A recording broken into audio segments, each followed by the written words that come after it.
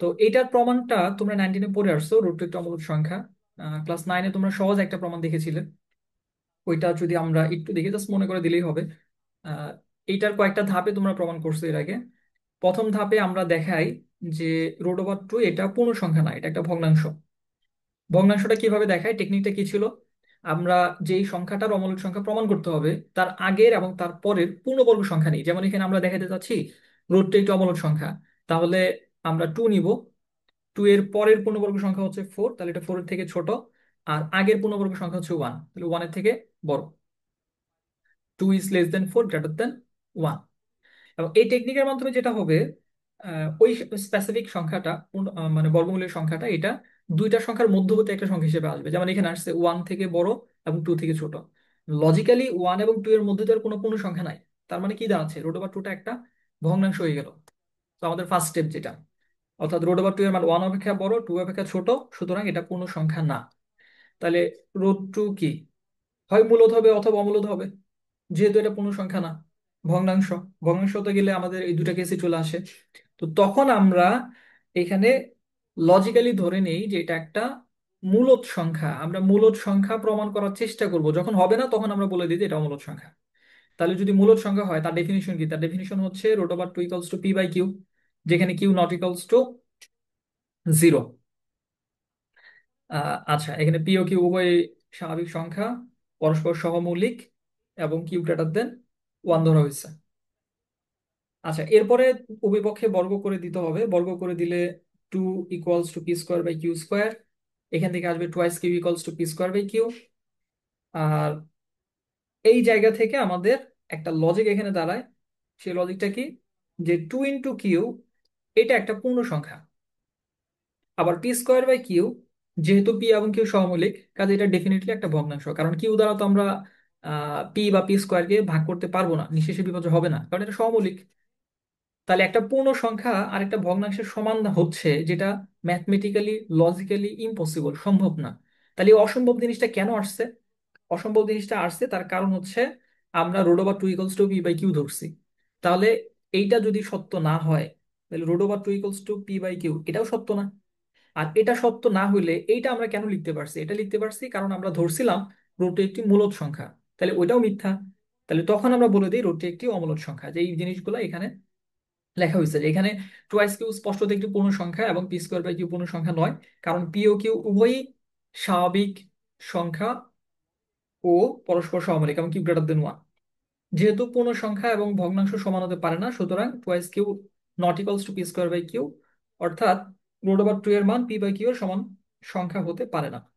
তাহলে যদি সমান না হয়, তাহলে root over two not equals to P by Q, এবং এটা কেন ধরা হয়েছে, রুট টু একটি মূলদ সংখ্যা। তাহলে তখন আমরা কন্ট্রাডিকশনে বলে দিই রুট টু একটি অমূলদ সংখ্যা। আচ্ছা, এটার ক্ষেত্রে আবার যখন তোমাকে পার্টিকুলার একটা সংখ্যা না দিয়ে কোনো একটা লেটার ব্যবহার করবে, যেমন যদি বলে রুট ওভার পি একটি অমূলদ সংখ্যা, তখন আবার এই মানে স্ট্র্যাটেজি বা এই নিয়মে তুমি যদি প্রমাণ করতে চাও, তাহলে তোমার কনফিউশন তৈরি হওয়ার কথা। কারণ তুমি তো এখানে পি এর থেকে বড়, পি এর থেকে ছোট কোনো পূর্ণবর্গ সংখ্যা তোমার জানা নাই, তুমি আইডেন্টিফাই করতে পারতেছো না। এই জন্য এটা প্রমাণের আরেকটা নিয়ম আছে, ওই নিয়মটাও তোমার জানা থাকা উচিত, অথবা ওইটাই শেখা উচিত, যাতে যে কোনোটা তুমি করতে পারো। তো ওইটা আমি তোমাদের দেখাই দিচ্ছি। আচ্ছা, এটার ক্ষেত্রে আমরা শুরুতেই ধরে নিব যে রুট ওভার পি একটি মূলদ সংখ্যা। তাহলে মনে করি,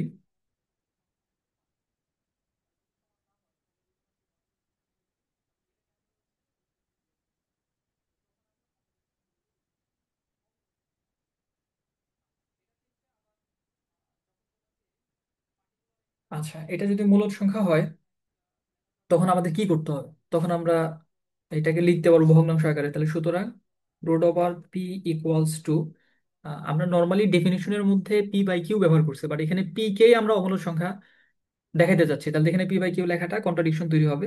তাহলে আমরা লিখি এ বাই বি, যেখানে A B belongs to Z, b not equals to zero, এবং এ ও বি সহমৌলিক। এই হলো আমাদের কন্ডিশন। যেখানে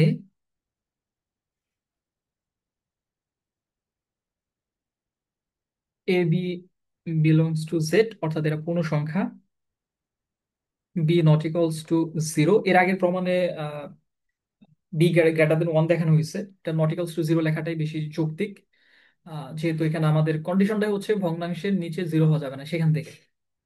আর যেইটা এখানে গুরুত্বপূর্ণ সেটা হচ্ছে এই দুটাকে সহমৌলিক দেখাতে হবে। এ ও বি সহমৌলিক।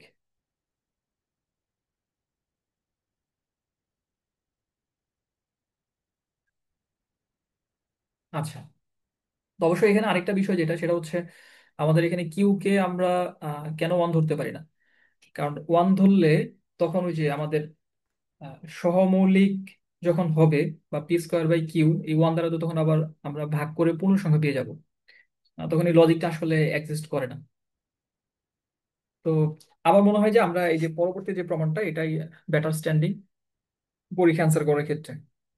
তাহলে আমরা ধরে নিলাম যে রুট ওভার পি একটি মূলদ সংখ্যা। তাহলে root over P equals to A by B, যেখানে এ বির পরিচয়টা কি, খুব সিম্পল, এরা পূর্ণ সংখ্যা, তাহলে a B belongs to Z, b not equals to zero, এবং এ আর বি সহমৌলিক, মানে ওয়ান ব্যতীত তাদের মধ্যে কোনো সাধারণ উৎপাদক নাই। তাহলে এখন যদি আমরা দুই পাশে বর্গ করে দেই তাহলে আমরা পাবো P equals to A square divided by B square বর্গ করে,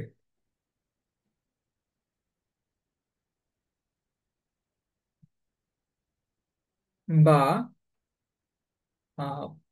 পি ইন্টু বি স্কোয়ার, অথবা উল্টাভাবে লিখি এ স্কোয়ার ইকুয়ালস টু হবে পি বি স্কোয়ার। এটাকে আমরা একটা সমীকরণ দিলাম।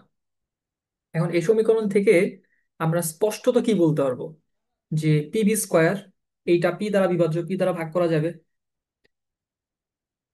তাহলে এখান থেকে আমরা বলতে পারবো যে স্পষ্টতই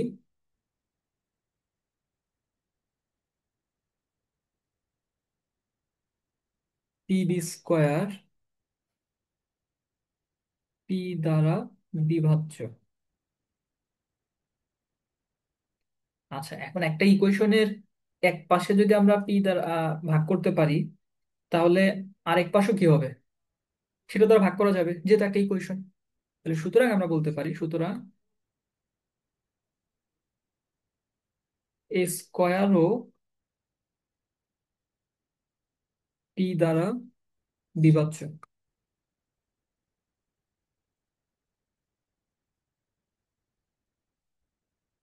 সুতরাং এ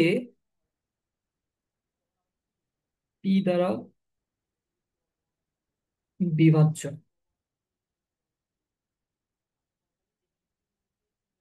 এ equals to P into something আমরা লিখতে পারি। তাহলে এবি যেহেতু ব্যবহার করেছে আমরা সি নিলাম, পি ইন্টু সি। এখন এখানে কথা হচ্ছে যে এ স্কোয়ার যদি পি দ্বারা বিভাজ্য হয় তাহলে এ কেন পি পি দ্বারা বিভাজ্য হবে? কারণ এইটা আমরা একটা প্রপার্টির মতো বলতে পারি, যে কোনো পূর্ণ সংখ্যার বর্গ যদি কোনো মৌলিক সংখ্যা দ্বারা বিভাজ্য হয়, তাহলে ওই সংখ্যাটা ওই মৌলিক সংখ্যা দ্বারা বিভাজ্য হবে। এই ধরনের প্রমাণ যদি আসে তাহলে প্রশ্নের মধ্যে এটা উল্লেখ করে থাকবে যে পি একটা মৌলিক সংখ্যা। কারণ তাছাড়া এই প্রমাণটা এখানে এসে একটা কন্ট্রাডিকশন তৈরি করবে, যেটা আমরা কিভাবে লিখবো বা কিভাবে লিখতে পারি। তো যেহেতু পি একটা মৌলিক সংখ্যা, এই জন্যই আমরা এই যে এ স্কোয়ারকে পি দ্বারা ভাগ করা গেলে এ কেও পি দ্বারা ভাগ করা যাবে। তাহলে আমরা লিখতে পারি a equals to P into c. C আমরা যে কোনো একটা সংখ্যা কনসিডার করছি, আর পি যেহেতু তাকে ভাগ করতেছে, বা পি দ্বারা যেহেতু তাকে ভাগ করা যাচ্ছে, তো এই জন্য পি এর মাধ্যমে জিনিসটাকে আমরা প্রকাশ করলাম। এখন এই মানটা যদি আমরা আবার এই যে এক নঙ্গে বসাই দিই তখন কি দাঁড়াবে? এটাকে এক নঙ্গে বসাই দিলে যে সুতরাং এক হতে পাই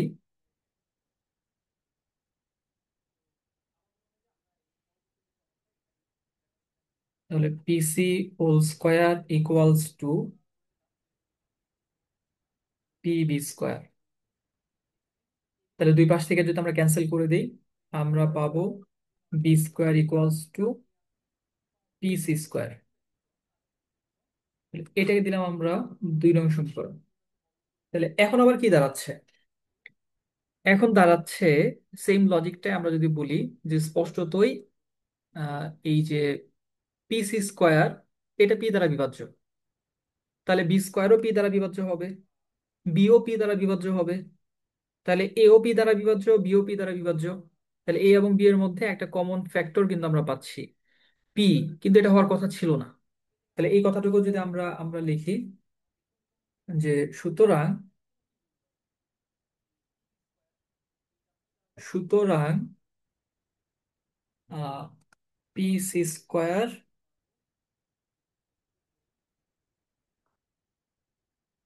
পি দ্বারা বিভাজ্য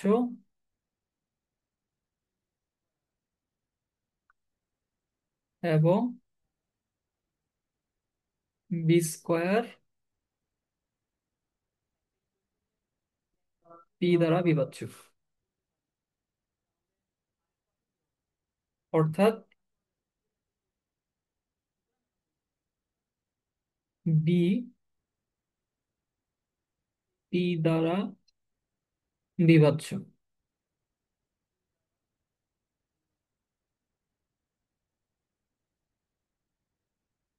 তাহলে আমরা কি দাঁড়াচ্ছে, লজিকটা কি দাঁড়ালো যে এ ও পি দ্বারা বিভাজ্য, বি ও পি দ্বারা বিভাজ্য।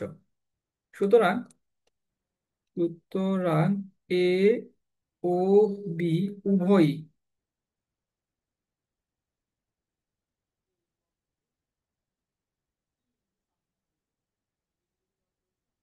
উভয়ই পি দ্বারা বিভাজ্য, যা প্রস্তাবনা বিরোধী। বিভাজ্য যা প্রস্তাবনা বিরোধী।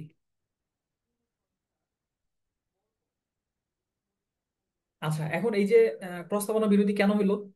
কারণ আমরা তো শুরুতে ধরেই নিছি যে এ ও বি হচ্ছে সমমৌলিক।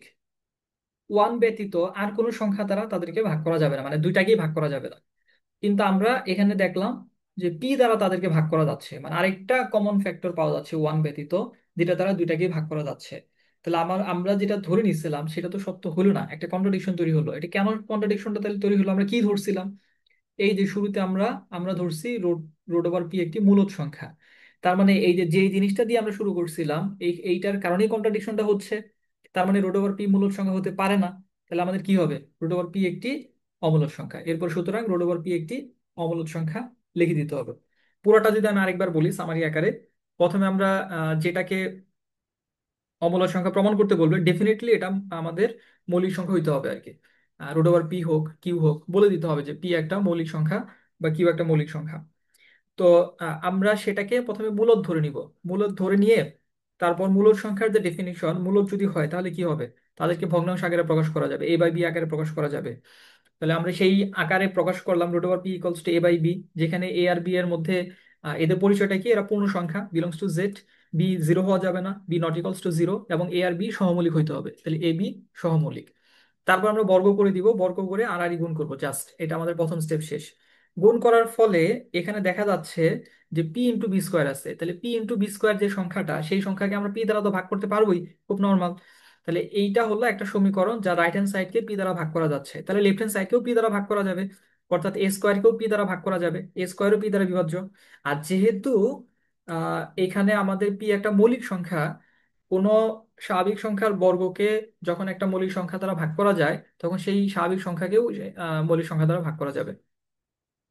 তাহলে আমাদের এ স্কোয়ারকে যেহেতু পি দ্বারা ভাগ করা যাচ্ছে, কাজে এ কেও পি দ্বারা ভাগ করা যাবে, অর্থাৎ এও পি দ্বারা বিভাজ্য।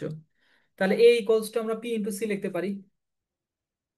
আচ্ছা, এখন এই যে এই equals to P into C আমরা পেলাম, এটা আমরা আবার কি করছি? এক নং সমীকরণে বসাই দিচ্ছি। বসাই দিলে p c whole square equals to p b square আসছে। দুই পাশ থেকে ক্যান্সেল করে আমরা পাচ্ছি b square equals to P into c square. তাহলে এই সমীকরণ থেকে কি আমরা সেম ক্যালকুলেশন, আমরা কনক্লুশনটা টানতে পারবো। তাহলে পিসি স্কোয়ার যেটা, এটাকেও পি দ্বারা ভাগ করা যায়, তাহলে বি স্কোয়ারকেও পি দ্বারা ভাগ করা যাবে, তাহলে বি কেও পি দ্বারা ভাগ করা যাবে। তার মানে এ এবং বি দুইটা সংখ্যাকেই আমরা পি দ্বারা ভাগ করতে পারতেছি, দুইটাই পি দ্বারা বিভাজ্য হচ্ছে। এবং আমাদের প্রস্তাবনা অনুযায়ী এই এ এবং বি এই দুইটার ওয়ান ব্যতীত আর কোনো উৎপাদক থাকার কথা না, আর কোনো সংখ্যা থাকার কথা না যাকে দ্বারা আমরা ভাগ করতে পারবো। তাহলে এটা আমাদের প্রস্তাবনা বিরোধী হয়েছে। আর আমাদের প্রস্তাবনাটা কি ছিল? আমাদের প্রস্তাবনা ছিল এই যে একেবারে শুরুতে, যে রুট ওভার পি একটা মূলদ সংখ্যা, এটা ধরে নিয়ে আমরা আগাইছি। আর যেহেতু এটার এগেইনস্টে বা এটার সাথে কন্ট্রাডিকশন হয়েছে, এই জন্য আমরা কি বলবো? যে সুতরাং রুট ওভার পি মূলদ সংখ্যা না, এটা একটা অমূলদ সংখ্যা।